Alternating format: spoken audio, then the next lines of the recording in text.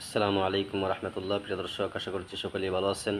আপনাদের সম্মুখে প্রশ্নোত্তর পর্ব নিয়ে উপস্থিত হয়েছি। প্রশ্ন হচ্ছে, যদি কোনো ব্যক্তি বলে যে আমি দ্বীন ইসলাম সম্পর্কে অমুক ব্যক্তির সাথে কথা বলবো না, তো দেখা গেছে যে সে ওই ব্যক্তির সাথে অবশ্যই দ্বীন ইসলাম সম্পর্কে কথা বলছে, তাহলে সেই ব্যক্তির কসম ভঙ্গ হবে কি না, বা ভঙ্গ হলেই কাফারা ওয়াজিব হবে কি না, আর কাফারা কীভাবে দিতে হবে।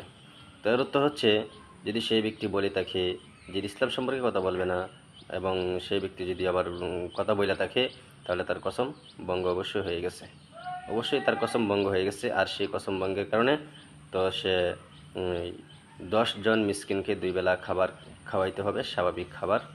আর যদি তা সম্ভব না হয়, তাহলে 3 দিন রোজা রাখতে হবে, 3 দিন রোজা রাখতে হবে কাফারা স্বরূপ। আর একটা বিশেষ কথা হচ্ছে, এমন যদি কোনো ব্যক্তি কসম করে, তাহলে সেই কসমটা ভেঙে ফেলাটাই সবচেয়ে ভালো, জরুরি বিষয়। কারণ দিন ইসলাম সম্পর্কে অপর ভাইয়ের সাথে কথা না বললে দিন ইসলাম সম্পর্কে তো কার সাথে বলবে, ইসলাম কার সাথে বসাবে। এই জন্যই এমন যদি কসম করা হয়, তাহলে অবশ্যই এটা ভাঙ্গা জরুরি। তো হাদিসের কিতাব সহিহ বুখারী, হাদিস নাম্বার 6247।